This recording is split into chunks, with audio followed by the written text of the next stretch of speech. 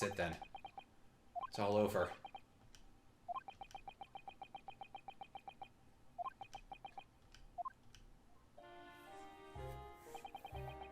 I despised my life growing up. Those slums are vile places.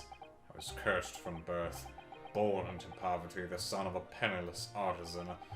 My parents did nothing but quarrel all day long. What little money they had was never spent on me.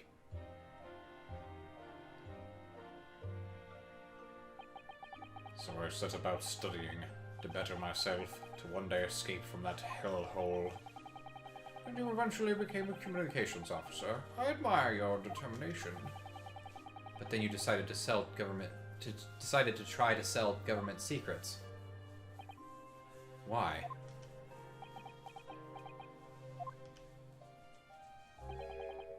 Isn't it obvious? Because I wanted money.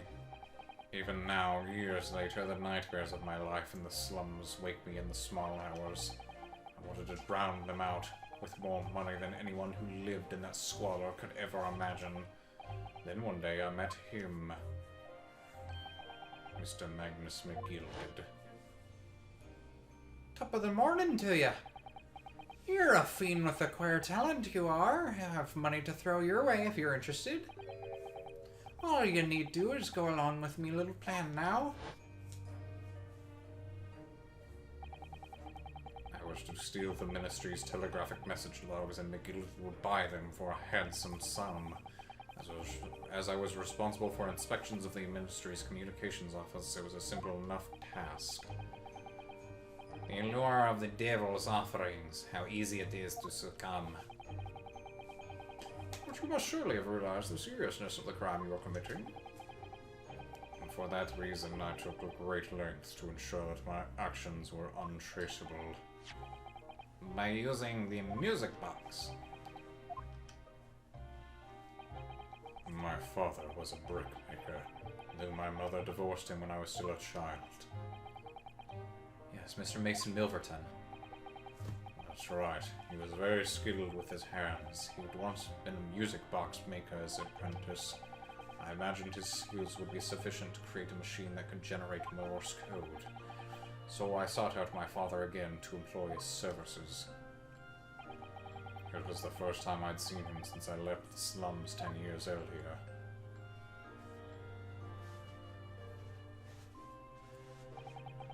Look at you, Ashley. Look at you, Ashley. What a fine young gent you have become, eh? I'm a different man to the one in my memory. A thin, frail old man. But poverty had never broken him, never corrupted him like it had me. I was sure that he wouldn't help me if I told him the real reason. Was it poverty that corrupted you, or riches, rather? I feel like it's the riches. I think it was greed. I think it was the greed, actually. So I made up a story. I've got some work for you, Father. I need some music box discs made. Music box discs, eh? A musician friend of mine has written some music he wants to sell to the public.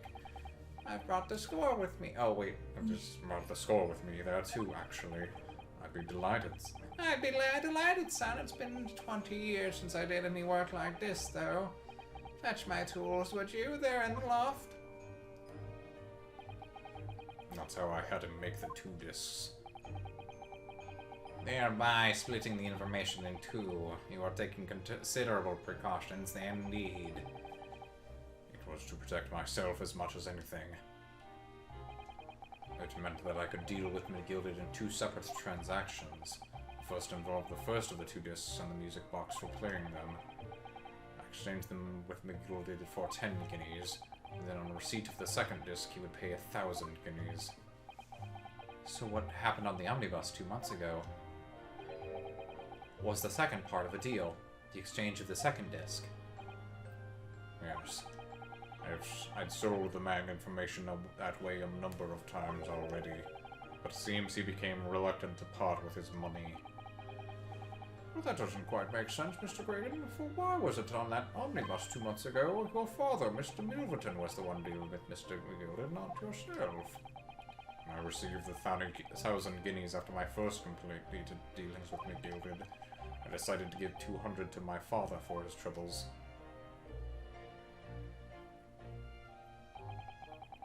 my father realized something was amiss. In time, he worked out that I must be involved in something dubious, and when he did, he said to me, "Next time there's an exchange, you'll let your old man do it, understand? Otherwise, I won't take your money anymore."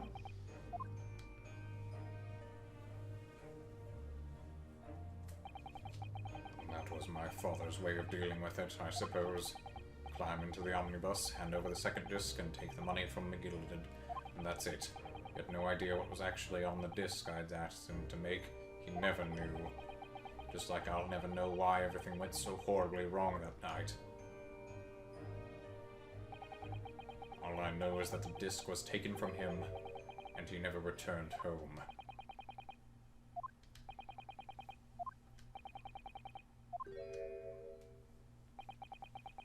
It was only then that I found out what sort of a monster McGill really was. So after 10 years of not once uttering it, I swore in my father's name. To dance. It's what he would have wanted. Also to exact revenge. Revenge? Some nice tea today. As anyone with even the remotest knowledge of the man would no doubt be able to imagine. McGill had brought all of his wealth and influence to bear in the most despicable of ways. To crush any semblance of justice in his trial. The crime scene was tampered with, evidence was fixed, and witnesses were bribed. The trial 2 months ago was a farce from start to finish. My feet had barely touched British soil back then. I walked into that hornet's nest, completely unaware of the sinister background to it all. I'd made plenty of money out of my dealings with McGill by then, so I spared nothing in my arrangements 2 months ago. I knew exactly who to hire. Beppo. If you're willing to pay the price, there are people in this city willing to do anything you ask. So he was, yeah, so he fabricated the evidence. McGill himself had shown me that. Are you saying that? I think you have the picture now, after he twisted everything to his favor in the courtroom to ensure that he walked free. I took matters in my own hands and delivered the justice that monster deserved. Or that too. I'm sure, yeah, I'm pretty sure McGilded was the one that fabricated the evidence, because that's what got him innocent. The tragic accident following the trial here 2 months ago was planned and executed by yours truly. McGilded's death that day So he's killed 2 men. was caused by this man.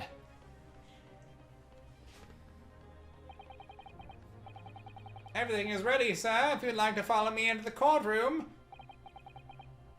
What's this, officer? 'Tis sooner than I was led to believe. I hope it's not inconvenient, sir. There were some changes to the schedule. Well, I must be making tracks now. 'Tis time for the inspection. They're gonna examine the omnibus again, so I'm told.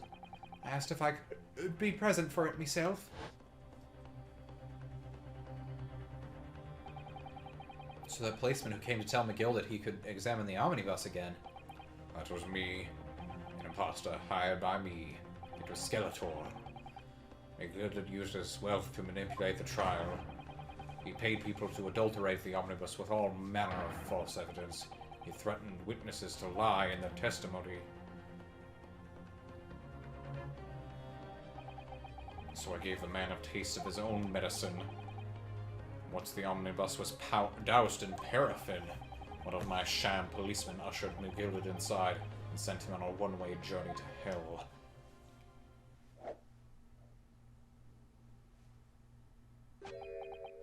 An eye for an eye. That's how I avenged my father's death. Oh dear. Spine-chilling account indeed. But that wasn't the end of it for me. There's more! There was a loose end, you see. A loose end? The music disc. I should think it's obvious. Which my father had taken to exchange with McGilded. Oh, yes. There was indeed no mention of it in that man's trial 2 months ago. Clearly because it had been removed from the scene of the crime. I realized it was missing. I remembered something. Something from the first time I dealt with McGilded.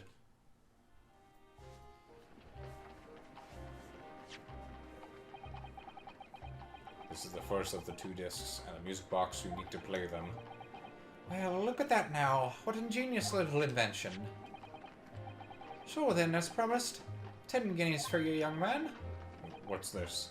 Windibank's pawnbrokery. Hi, it's a pawnbroker's ticket, so it is. You can use it to redeem an article I've deposited there for you. There's no need to give a name, just hand over the ticket and tell the fee in the watchword. I've put a jewel in pawn for you. They'll fetch a good 10 guineas if you sell it, so it will. I've never heard of a pawnbrokery being used in quite that way before. Have you not, Mr. Graydon? London's pawnbrokeries are very useful for places, you know. Each one is like an extremely secure vault.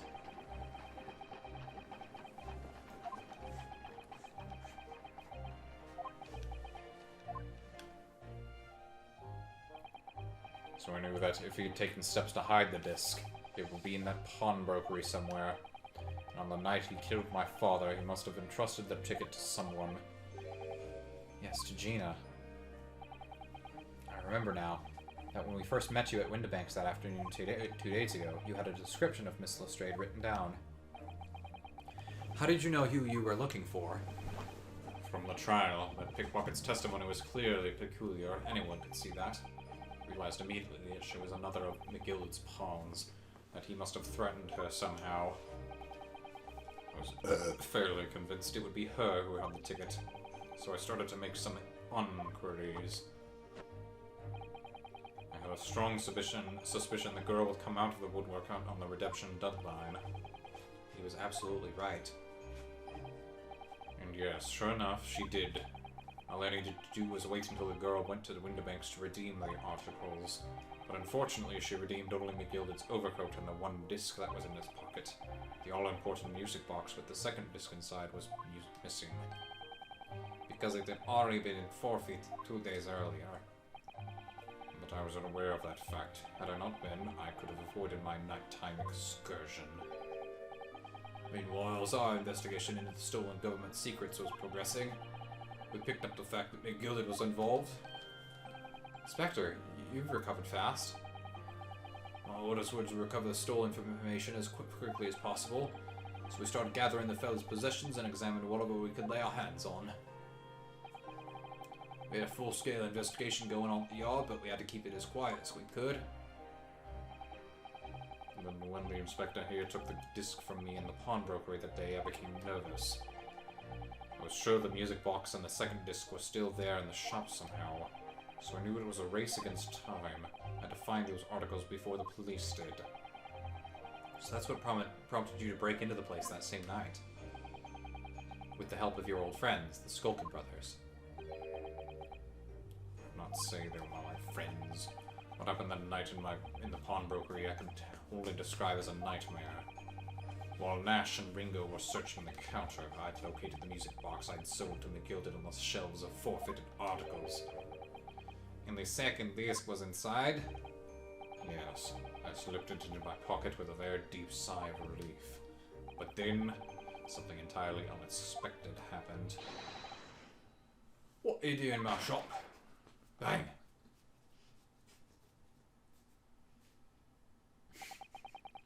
Gunshot rang out in the shop, and I felt a sharp pain in my left arm. The broker fired his gun, and the bullet pierced your limb. Yes, exactly. But unfortunately, I decided to bring my own gun with me that night, just in case.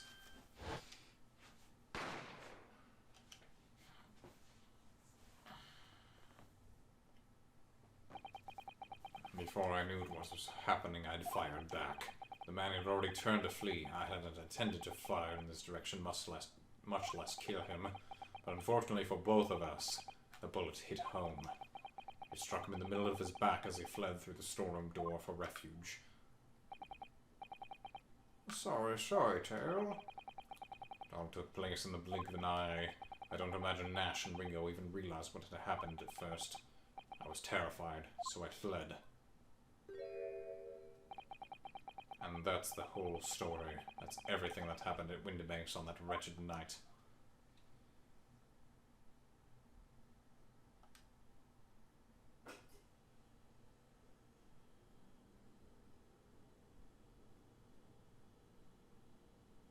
And then you tried to kill a detective.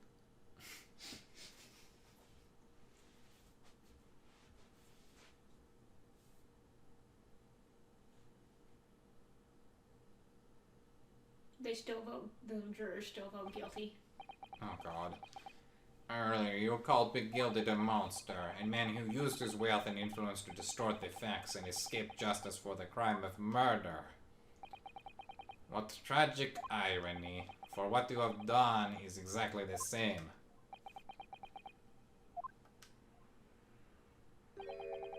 You have become the very monster you saw and despised so deeply in Mr. McGilded. But at least I'm not a leprechaun. Yes, I think I have.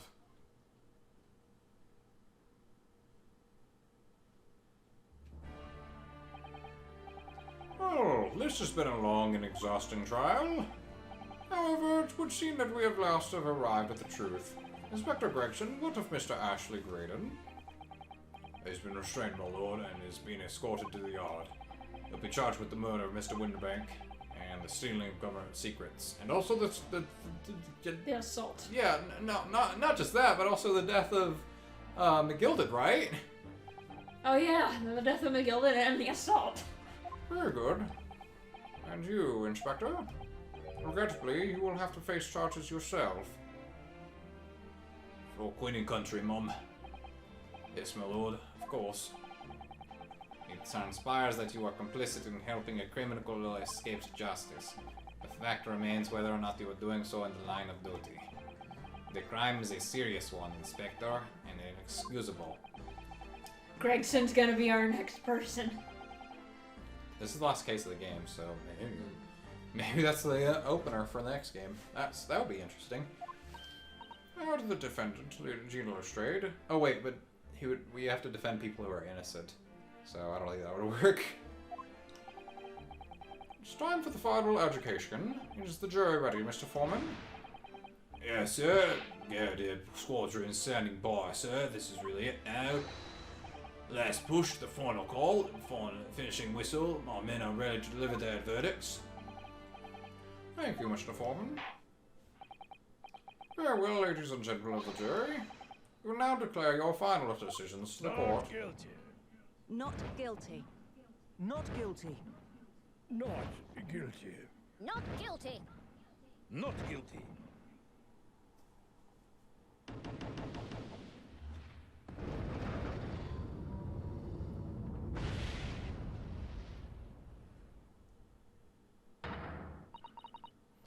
Lots of stuff. I'm off the hook. Finally, Bruno, you managed to do it. Finally is the word. I really wasn't sure if we'd come out on top for a while there. Susie was right. You're the best lawyer in the world. Miss Lestrade, I'm not finished with you yet. Huh? What are you looking at me for like that for? Before you start enjoying your freedom, there are certain other crimes to consider. Huh? 2 months ago, in my courtroom no less, you gave false testimony, did you not? And in relation to the trial today, not only did you unlawfully enter Winterbank's pawnbrokery, you also attempted to abscond with Mr. McGilded's property, it seems. Eh? I've never done nothing of the sort. Of course not. It's not like you were gleefully wearing McGilded's coat in your cell yesterday or anything. Oh, and just when I was getting excited about throwing a party for Jenny this evening. And turning our attention to the defense, determining that, when played together, the music box disc contained a message in Morse code was, well, it was certainly a most unexpected revelation, Counsel. I've lost track at this point. I've gotten through so many glasses of I wine. am drunk. I need to... The bottle should be empty by now. Quite so, my lord. The prosecution was caught entirely off guard. In fact, I think we should applaud my learned friend's courage here today. I propose a toast to demanding that government secrets be disseminated before the entire court. I can never please you. Ah. I'm very sorry about that. If it was the only thing I could get Inspector Gregson to admit to what he'd done, so... Isn't that... It's, about the sounds produced by the music box before. I do wonder if that was really Morse code at all. What? What are you saying, madam? Oh, well, it's just that I'm really rather fanatical when it comes to Morse code, you see. So much that the whole world seems to be covered in dots and dashes to me, in fact. Goodness, madam, an unhealthy level obsession one feels.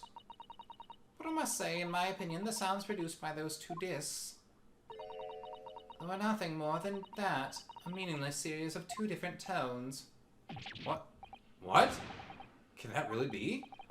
Mason! It wasn't Morse code after all. My lord, the defense would like to listen to the music box again. Oh, you off your nut? How many times do I have to tell you those discs contain ministerial secrets, sunshine? This courtroom is not an appropriate forum to discuss the nature of the government communications. We know McGilded conspired to trade national secrets with our enemies. Secrets acquired from Mr. Graydon. Now that the man has admitted to his crimes, we have no need to pursue the matter further. But it's really going to bother me. Miss Lestrade, Yeah, my lord? what you have seen today in this courtroom has been extremely disturbing. Falsified evidence, intimidation, perjury, a grim catalogue of depravity. An appalling experience to befall any child. Come on, it ain't nothing I don't see most days in the back slums. I beg your pardon? If you're weak, you pay for it. That's just how life goes. Gina. But look, I reckon I've worked something out today. World ain't fair. Oh, you gotta leave, huh? Hmm? You gotta leave, huh? Weren't you gonna come with me to get hair done? Yeah, but I want to finish this. Yeah, I'm just getting dressed. Okay. When is the appointment? No, you just walk in. Okay. You didn't get an appointment? Yeah, Sports Clips doesn't do appointments. Okay, I thought you said you were gonna get an appointment. Actually, I was looking to see if they did appointments. Okay. Well, that fair, but if you want to change, you gotta start at home.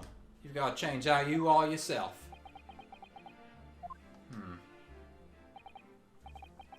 Well, that's a very laudable lesson, I would say. I eagerly look forward to the bold again, Miss Lestrade, ever gracing my courtroom with her presence again. Get the fuck out of here. Take the cat door if you must. Oh yeah, and put my door back. Put my door back, Proctor, the way it was. Now, with regard to the murder of Mr. Papa Winterbank, proprietor of a pawnbrokery business on Baker Street, I hereby declare the defendant, Miss Gina Lestrade.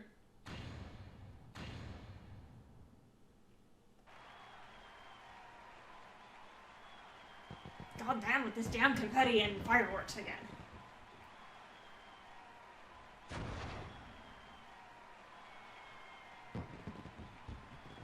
Wait a second, that's a smoke grenade. How did it fire a firework?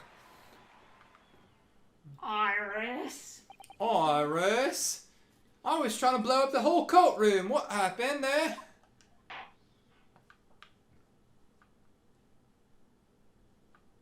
Get the fuck out of my courtroom.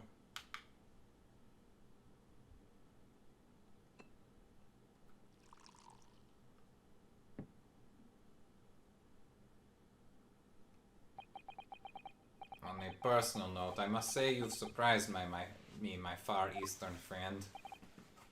Oh.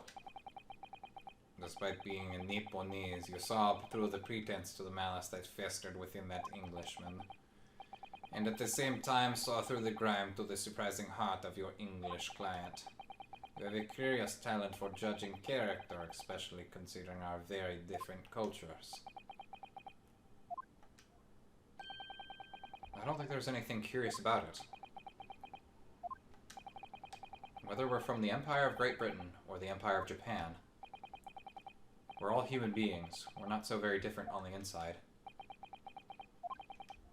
You know, I took this case for one very simple reason. To lock swords with you once again here in the courtroom. You did. When I encountered you for the first time 2 months ago, it reminded me of toasting friendship and trust with another Nipponese, only to find my trust betrayed. Through you, I hope to look into the eyes of the man I once knew and try to understand. You mentioned something similar earlier today, about total betrayal at the hands of the Japanese. What happened exactly? Well, you may ask, but I won't tell you. And one day, when the time comes, you will learn the answer, whether you like it or not. Alright, then I'll wait for that day if I must.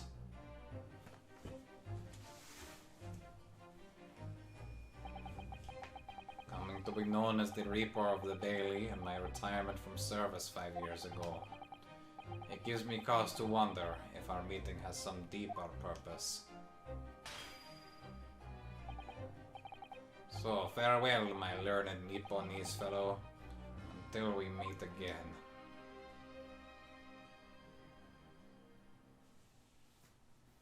He just transforms into a bat and flies away into the night. Oh, I was right. What the fuck? Magic! Black magic!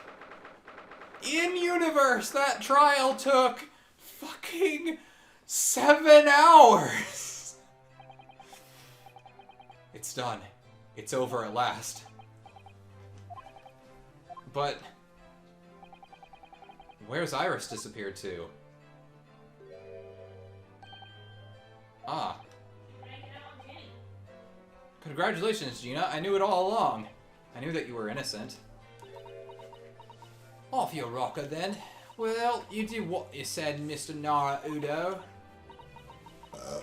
You believed me right up into the end. You're as odd as your name. What's odd about it? I told you I had faith in you, didn't I?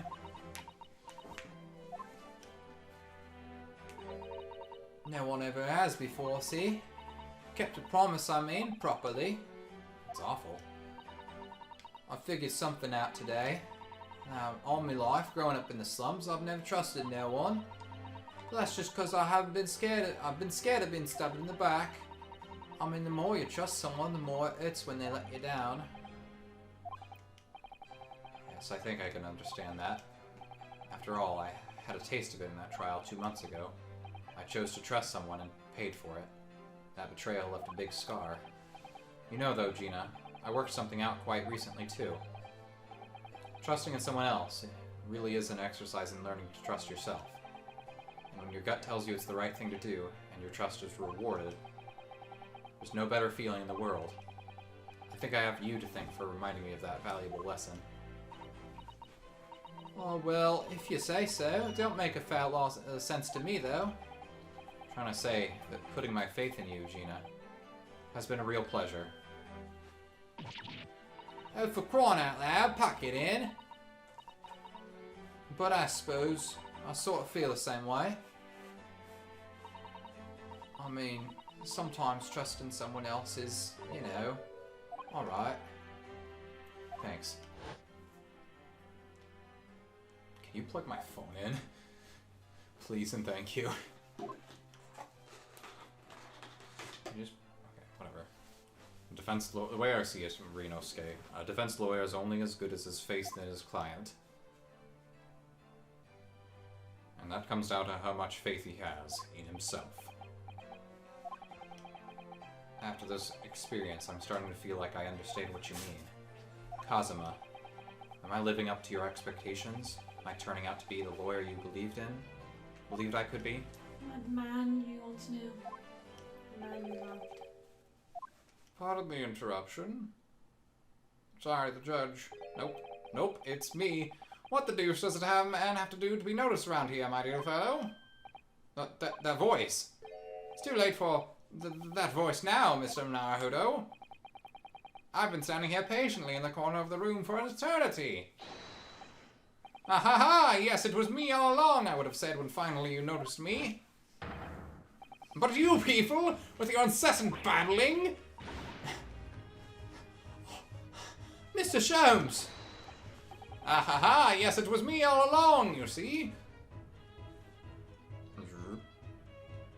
Rips off his clothes. What? I'd assumed you'd be taken back to the hospital, to be honest. Indeed I was, but I managed to escape again. Oh. I happen to be aware of 1 or 2 foibles of the doctor who was tending to me. I merely made my knowledge of them known to the man, and he happily issued me with a leave of absence. How very above board. But enough of my adventures. That was a fine victory, Mr. Naruto. Your tireless efforts justly rewarded, I feel. Congratulations are in order. As a close friend, I tip my hat at you. Oh, thank you?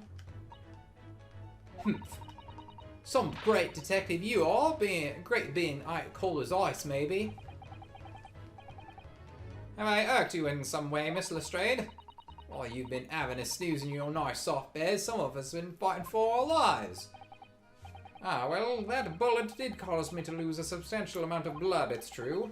So I've indeed been feeling somewhat cold. Not perhaps as cold as ice, but, well, have a feel!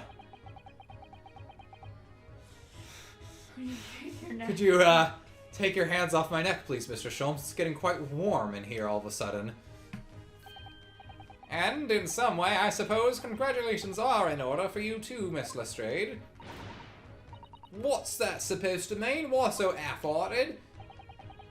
Well, naturally, it isn't my intention to alarm you, but an acquittal in a trial with that particular prosecutor is perhaps a little precarious. Well done, Mr. Sholmes. Not alarming in the slightest. Oh, the Reaper, you mean? Because anyone who's found not guilty in a trial he was working on winds up dead anyway. Is that it? The very point I was trying to make. As exemplified by the fate of Mr. McGilded, in fact. Ah, but of course I pay no attention to such irrational drivel myself. Am I gonna die? Ah, well, it don't bother me. Oh, really? Of course not. The way I see it, the Reaper's a bit like him upstairs. Upstairs, you mean like God? Yeah, him upstairs knows what's what, alright. He knows what people are like on the inside. He won't have got the wrong end of the stick. There's some coasts like that bog trotter what are rotten to the core at the end of the day, and upstairs make sure they get what they deserve. I suppose that's one way of looking at it. Divine justice is one thing, though. The Reaper taking matters into his own hands and claiming lives is another. Why, I ain't like the McGilders of this world, so I ain't scared. I got principles, see? Yes, a trait in which is to be admired, Mr. Lestrade. Oh, just give me a rest, alright?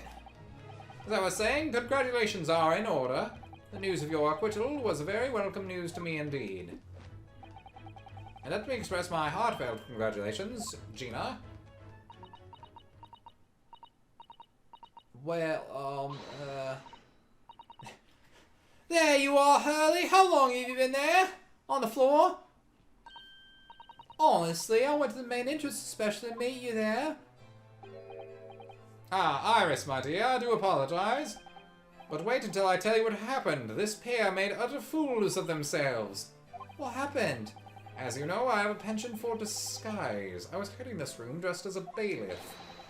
But these dolts didn't notice my presence at all. Ah ha ha! They had no idea. Can you imagine, Iris? Would you credit it? I'm not sure, really. I beg your pardon? I'm sorry, Hurley, but you just don't have the weighty presence you seem to think you have. In fact, you really ought to be careful about that. It's going to land you in trouble one day. Uh-oh. Oh.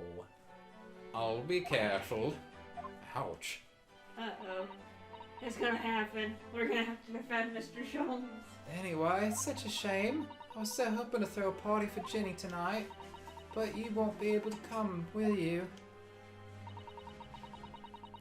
Don't look like I'll be going nowhere for a while. You had the judge's patter. I got stuff to make amends for, apparently. All them offences. What was it again? Breaking and entering, taking the bog trotter stuff what was in the log. Blah, blah, blah. Yes, I think you'll find that basically being a pickpocket is the main offence. But diving ain't an offence. It's a job, isn't it? I don't think so. Still, it has got me thinking all this. Maybe I should start looking for another line of work. I mean, you didn't start off as a lawyer, did you, Odo? Well, no, but I was never a pickpocket. Well, anyway, I reckon I could make a change. I'm gonna do something for all them like me from the slums. Something that makes a difference for them. That's a wonderful idea, Jenny. I'm sure you can do it.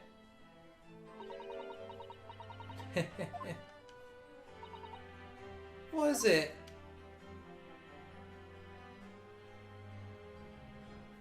It's nothing. Miss Gina Lestrade, the real bailiff to Skeletor is here. The prison carriage has arrived, ma'am. Come with me to the rear gate at once. Right. Well, looks like I'm off then. Oh no. Goodbye, Gina, and good luck. She's not gonna die, is she? No, she lives to the next game. Odo. Yeah?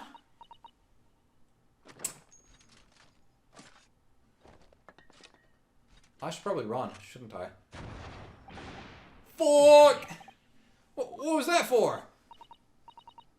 I don't know. I mean, I don't know what to say, so...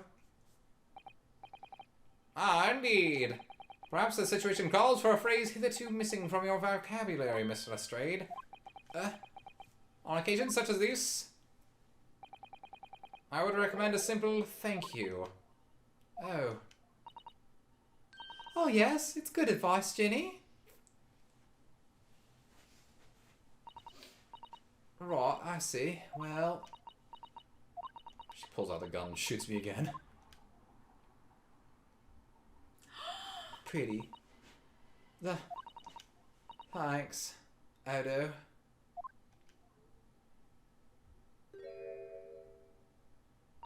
She's quiet.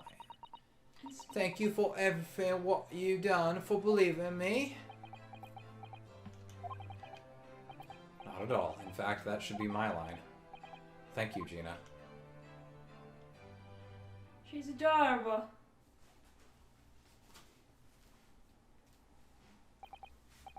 Well, there she goes. I wonder if I'll ever see her again. Well, And then we hear a bang. well, that quite the indomitable purse. Oh, I nearly forgot. I bought a paper outside. It's a special edition. This trial's all over the front page. Pickpockets, innocence proven. How did they get that out so fast? She would have been thrilled. Oh no, how silly of me. Oh, but anyway, would you like the good news or the bad news? Not again. Well, what do you say, Bruno? Hurley? As usual, I think I'd rather get the bad news out of the way first. Absolutely not. I have no intention of anything but good news. And there you have it. How people answer that question says a lot about them, doesn't it? Let's not go there. Alright then, maybe let's start with the good news this time. The rain has finally stopped. There's a record level of rainfall, apparently. Well, that is good news indeed. We can journey back in greater comfort. Alright then, what's the bad news? The huge storm has left the seas very choppy. Channel in particular is awful, so sailings out of Dover have been delayed by a day or more. Wait, Dover? That's right, if we head to the station immediately, we may still make it in time to wave Susie off. But, there won't be a train, surely. We couldn't be that lucky. Even better. Who do you think I am, Mr. Naruto? I am a train. Fucking transforms. Jesus Christ. I rushed to a Victoria station earlier and made arrangements for a special express. If we hurry now, we shall be there in time for dinner. And I know of a fine restaurant that serves the most delicious baked sole. Oh, the great detective does it again. Indeed he does. I happen to be aware of a number of the rail transport director's foibles. What? I merely made my knowledge of them known to the man, and he happily laid on the locomotive. Elementary. Just an idea, but it might be wise to stop manipulating people that way. What do we wait for then? To London, Victoria?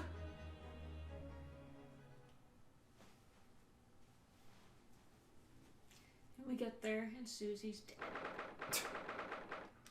This game actually has 6 cases. That took somewhat longer than I had anticipated. Susie's boat must be about to leave now. Mr. Sato, where are you? Over there, look. Looks like she's reading something. Hold it! Uh-oh. My book! Wait, what are you doing?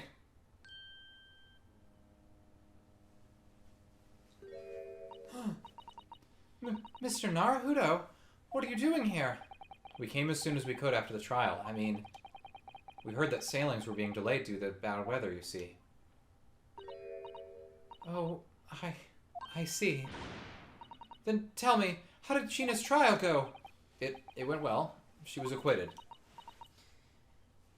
Of murder. Not burglary. Of murder, yes. That's wonderful. Really wonderful news.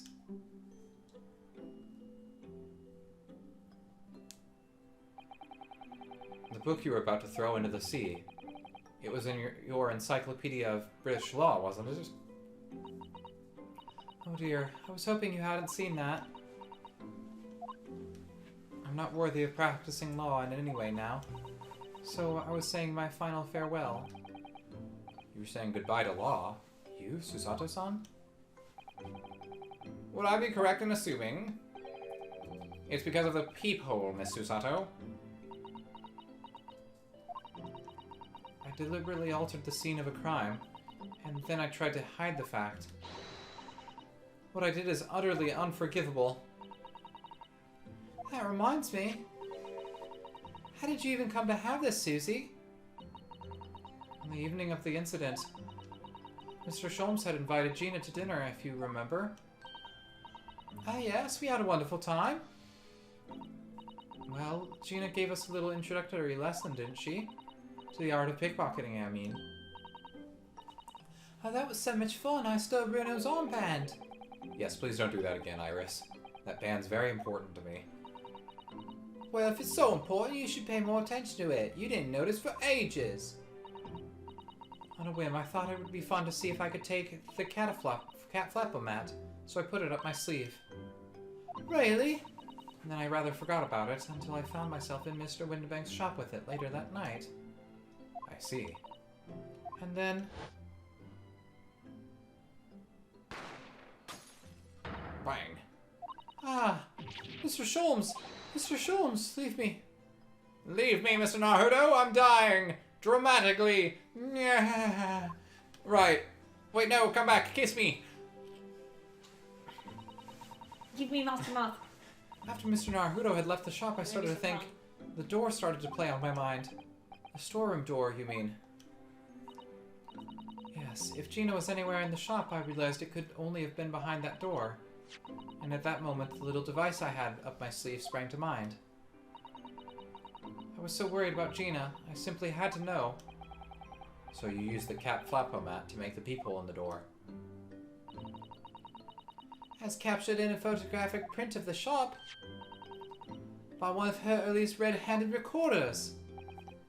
Indeed, it was one of first importance. It was of first importance, that point. Precisely when the peephole was made, that information would prove to be Mr. Naruto's greatest weapon. Though naturally, without proof, it would have amounted to nothing. So it's all my fault. You're welcome. But when I looked through the hole in the door, the sight that met my eyes made my blood run cold.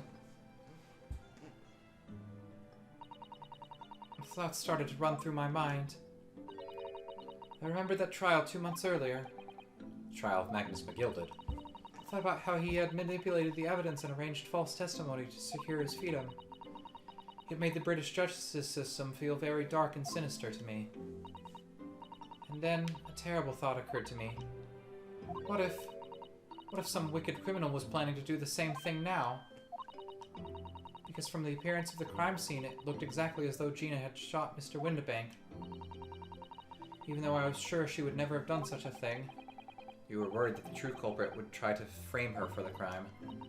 That's right, but then I realized it would be very difficult for anyone to give false testimony in this case. What do you mean? Well, the crime appeared to have happened behind the door of a locked room. For someone to claim falsely to have witnessed it, there would have to be a way to see beyond the door. Ah. For which a peephole would be the very thing. Only the peephole I had made wasn't actually there until after the crime had been committed, of course. And the criminal would know that, so it wouldn't make any difference.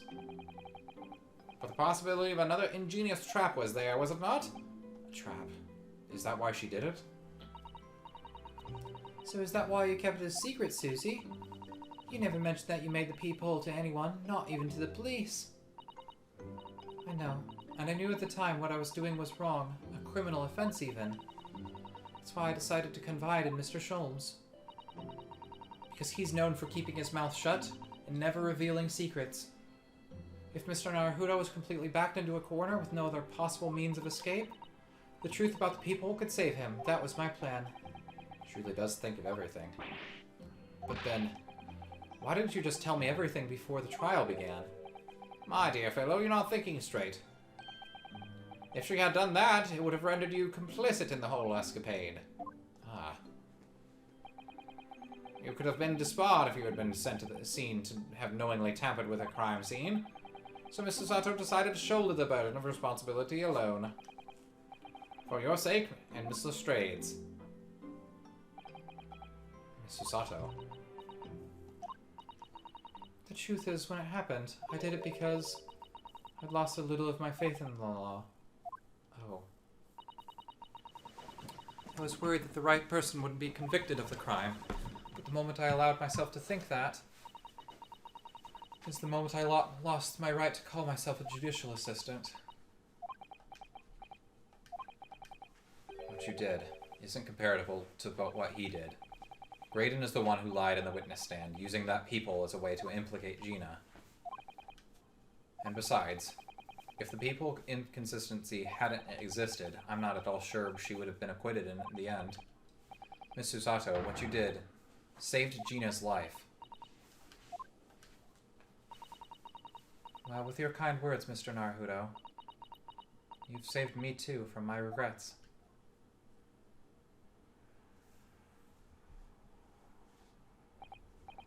Well, we must all be thankful that Miss Lestrade's freedom has been assured.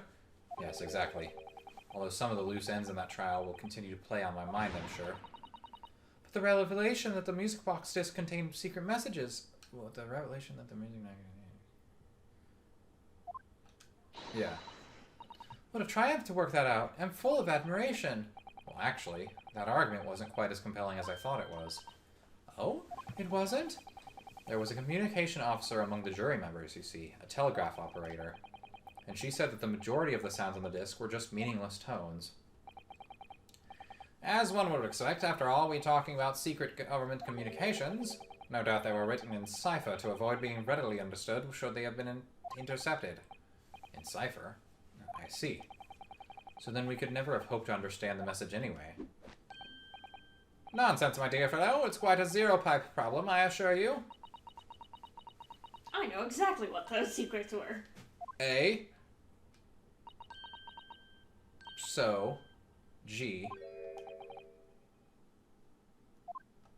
What? Well, that can't be a real word, can it? How funny. Wait, Iris, what did you just say? Oh, I just said asogi. Does that word mean something to you? Mean something? Asogi was the name of my best friend. What? But how? How could you know that name, Iris? I wrote down in their trial before, when the message was playing on the music box. She transcribed it on the fly. She really is a genius. I thought the message probably wouldn't be written out in plain Morse code, so I tried various ways to interpret it. But whatever I tried, the words just didn't seem to make any sense. That is, in English at least. Oh. It suddenly occurred to me, you see. There's more than one Morse code, not just the English variety. Various countries around the world have altered and added to Morse code to use it in their own languages. I don't believe it. Are you saying... That's right. I've only actually seen a chart of Japanese Morse code. I've only actually seen a chart of Japanese Morse code once before. Well, I think it's based on the Iroha panagram. I don't know anything about Japanese language, so... You mean to say that the Japanese Morse code, the message says asogi? Yes, I think so. Sorry, but I don't remember all the Japanese Morse code. But I do! Would you let me see that? Mr. Sato, do you know it? Do you know Japanese Morse code? Of course I do. I know everything.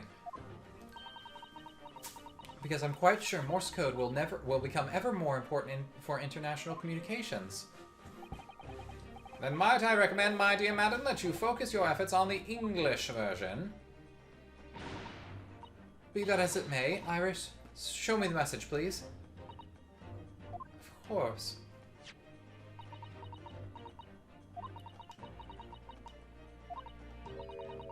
But what can this possibly mean? Whatever is in that long sequence of supposedly meaningless dots and dashes, it's made the color drain from Susato-san's face. There's no doubt that this message is written in Japanese Morse code. So the British Empire has been using Japanese for its secret communications?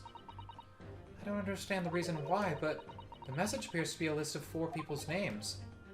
4 names. The first is Kei Asogi. Kazuma Asogi. Why? Why was his name on the disc? The second is a Shin. Shin? I don't recognize that name. The third is T. Garuga-san. Garuga. Gregson.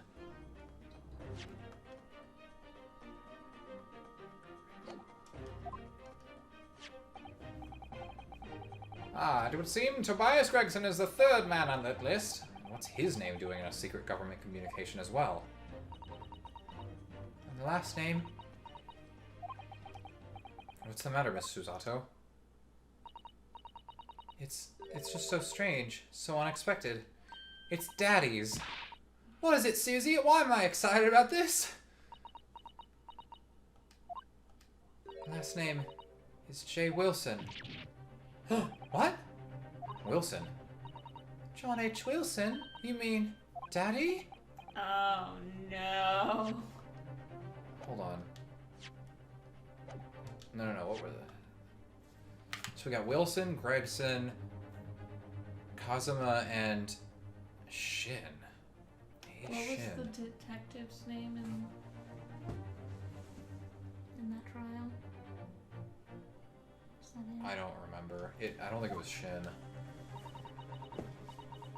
It only says J. Wilson, so I'm afraid I can't be sure.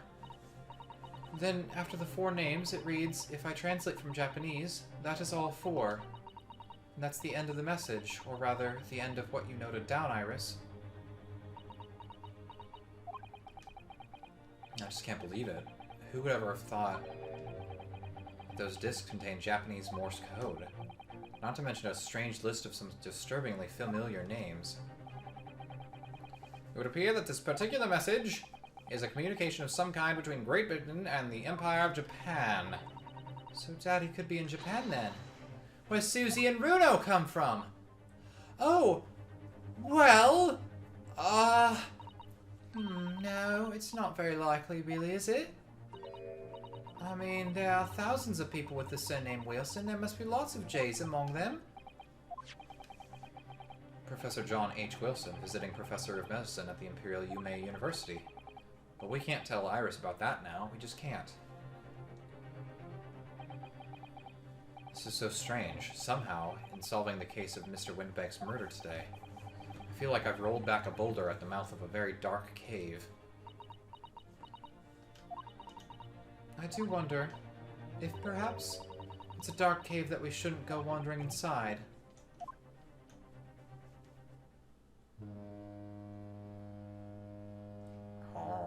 Chobes, get the fuck back here! Get out of that dark cave! Oh dear. Yeah, Sholmes, get out of that dark cave, son. Oh dear, the ship is going to set sail soon. Yes, it seems so. Perhaps we'll solve this mystery when I get back. I'll sail on that steamship first to the port of Dunkirk in France. Then I'll change onto a larger passenger vessel bound for Japan. You're really going then, Susie? We wish you a safe passage, Miss Susato. Thank you so much. I wish all of you the very best. Miss Susato, I had hoped to have you always at my side, to guide me and support me. Mr. Naruto, please, come back soon. As far as I'm concerned, you really are the very best judicial assistant in the world. I'm quite sure. I'll be back before you know it. Really, Susie? Oh, now don't forget, Iris. I made you a promise I've yet to fulfill. Promise? About your manuscript. Oh yes, The Hound of the Baskervilles. Well, I'll be waiting for you then, Susie. Promise is a promise. Definitely, Iris. What if she heard it from her father since he was a good friend of Dr. H. Wilson? Maybe. Mr. Naruto. Yes? Do you remember the first time we met? Yes, of course. On the SS Burya, when I was dragged out from that wardrobe still half asleep. If I remember rightly, you threw me halfway across the cabin with his Sato takedown. You know very well what I'm talking about after that. It's strange being thrown together as we were in that case. I somehow felt straight away that you were the perfect person to continue Kazuma-sama's great legacy. Mr. Sato. My instincts were right. I really want to believe. No, I'm sure that... I'll be back soon. Farewell until then.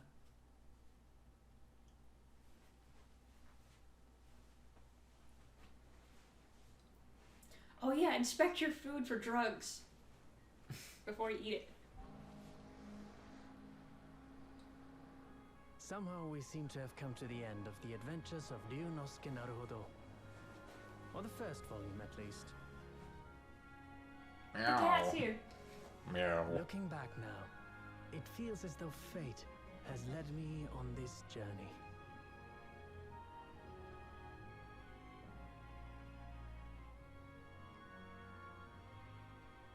Fate led me to becoming a lawyer, to traveling halfway around the world, to meeting the great detective. I'm sure there'll be trials and tribulations ahead. Of course there will. But whatever happens, I know I'll be able to turn my fortunes around. Playing violin. After all, I have the greatest friends in the world on my side.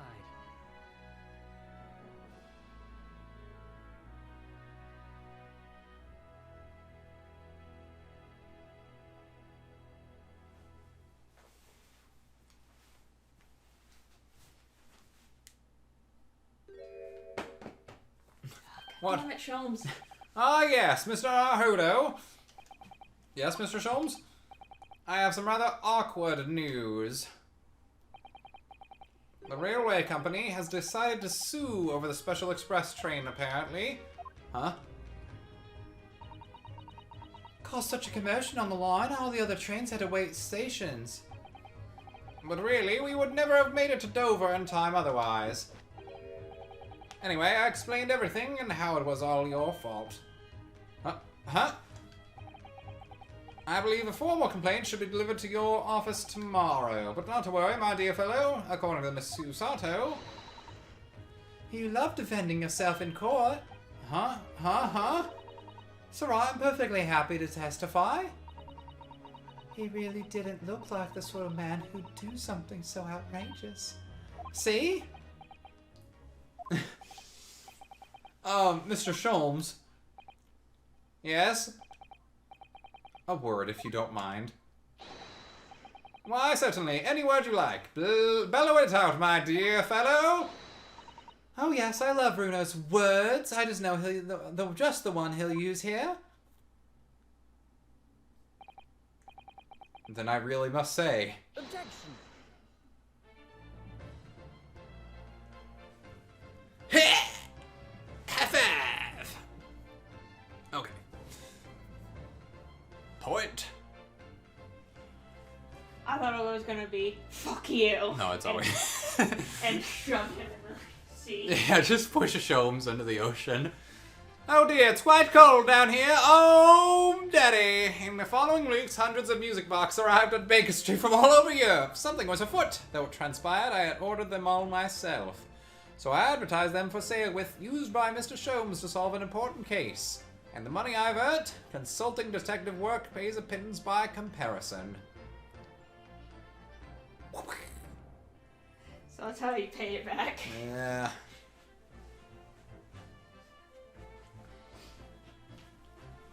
I haven't slept a wink. This manuscript is due tomorrow now. When I'm this busy, Hurley usually cooks me breakfast. Well, cooks is an overstatement for some dry toast and insipid coffee. I do miss Susie and her lovely Japanese breakfast.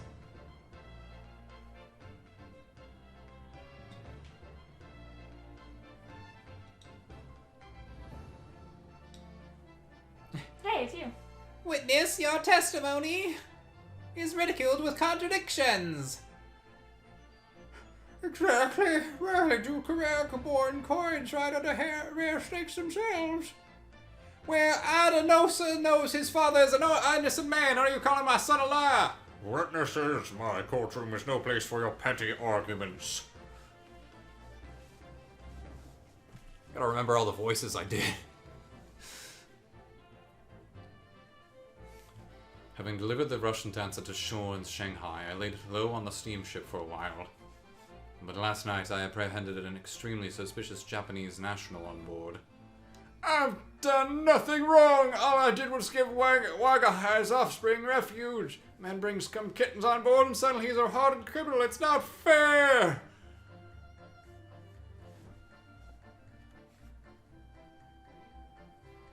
So he didn't. He did try to bring the cat. Aww.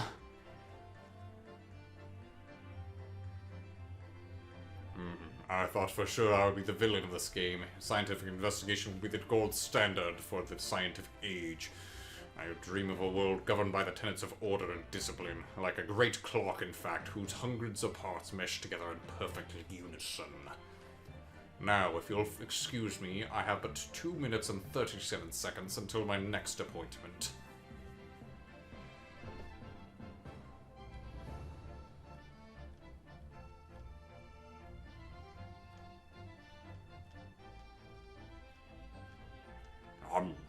The latest Rand Bannister scene is out. I'm in it again. Whenever I say that one line she wrote now, I'll get a standing ovation. Wanna hear it? Not bad, I suppose, for an amateur.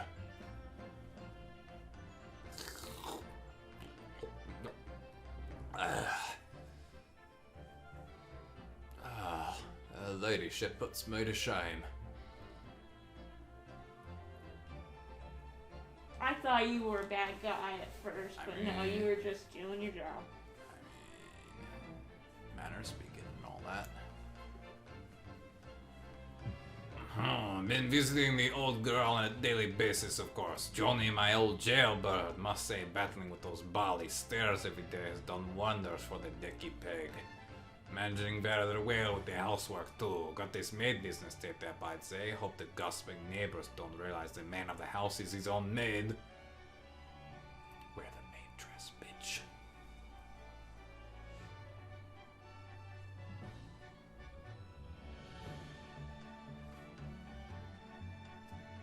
These two.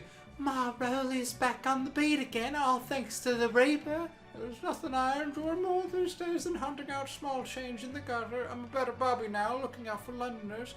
They dropped halfpennies on my lovely wife. Oh, Pat. Oh, Rowley. Honestly, if I could say one thing through this game, is every character is fucking amazing. Mm-hmm. No, great designs.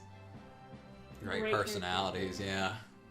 Looks like I'm gonna be doing time for a bit now. But Arisa comes every day for a natter, so it ain't too boring. She's always going on about all them cases what Sherms is looking into. Criminal investigations are kinda interesting when you get into them.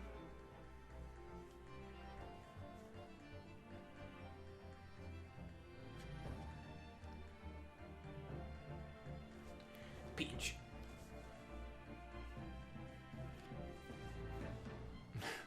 Oh yes, it's me. I renounce my upbringing and chose a life of sophisticated crime, but regrets? Please. Give over, buff. That ain't the ash we used to know. Well, you got time in here to plan the comeback of Milverton and Skulkin's milk run, eh? 3 muscoposits. Milk in the neighborhood for all it's worth. Ah, so that's what that dance was.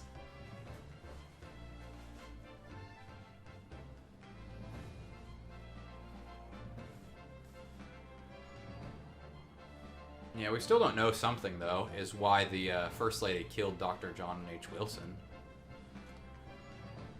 This past 6 months has been a time I shall remember forevermore. Painful goodbyes and wonderful encounters. I've come to realize that's what life's all about. Naruhodo-san, I promise. Your assistant will return to you one day. But for now, I leave you with many memories and a heartfelt wish that life will treat you well.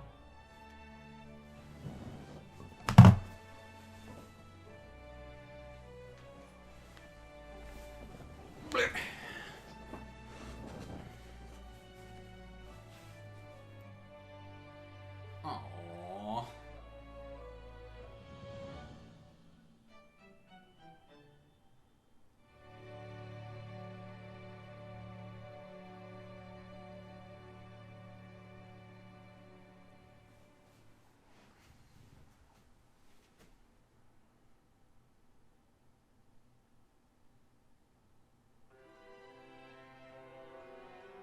Cosmo, you're alive!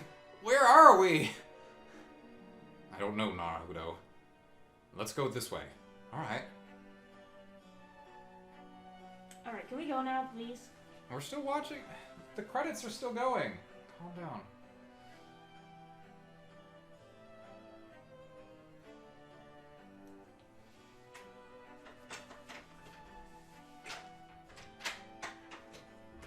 Can you just sit down and watch the credits with me, please?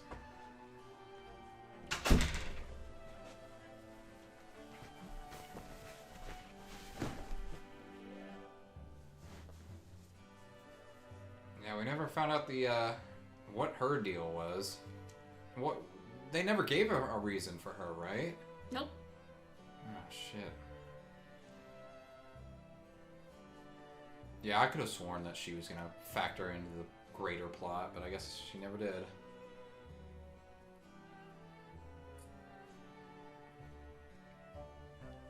What was her, did we ever get her real name? Yeah, it was like gentle, whatever lady.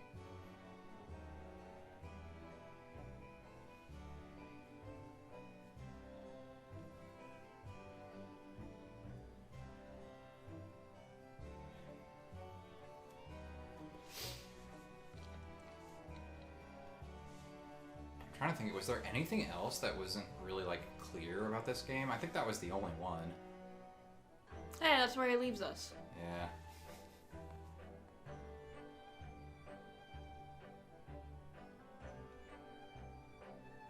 Just smack as he walks past her.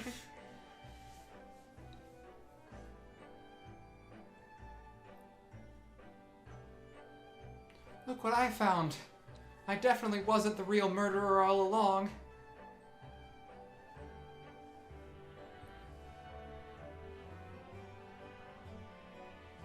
Hold on, we gotta swap out our models. Alright, now here comes Naruto with the sword.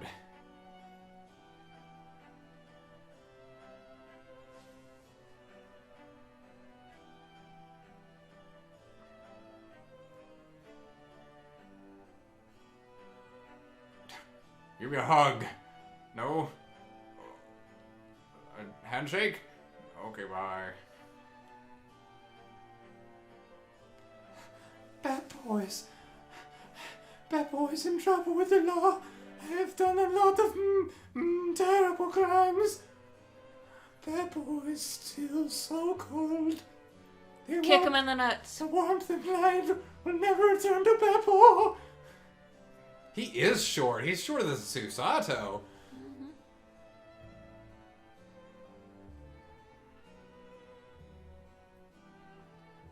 I don't know why I wasn't with the ship crew, but here I am at last. It is I, and you're going to walk right past me.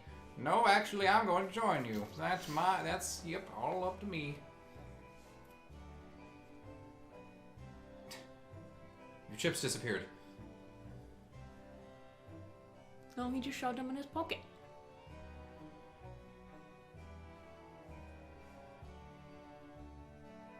No, no, no! Hi, Aris. You gonna walk with us? Yeah, of course she is. Not She's sure part where of we're the going. group. Let's go, Iris. Walk along, here we go now. Oh yes, the classic Von Zeke's pose with him with his boot on the table. Thanks to you, Mr. Naruhodo, I've become a little less racist. You're welcome.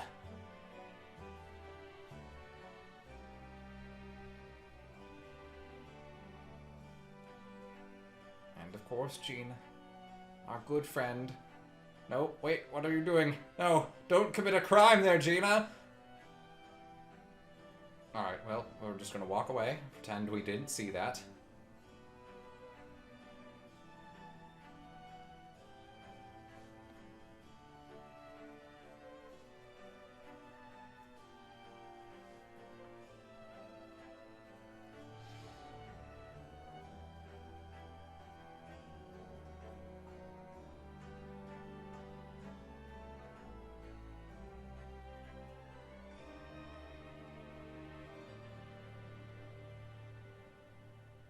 Strike the pose. And... snap. Yay! We finished the video game! What?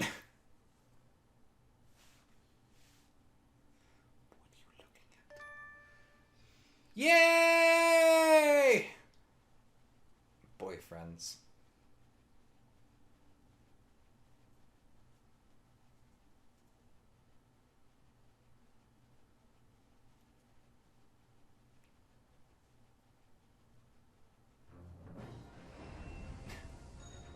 Okay, yeah, that's it. Thank you all for watching this. I'm Shikuquaza. I'm waifu. This has been the Great Ace Attorney Chronicles. We'll be back with the second game eventually. I don't know. I'm planning still a little... don't know if we want to grab Pilot for it or not, but we'll see. Join us next time on more side-by-side plays.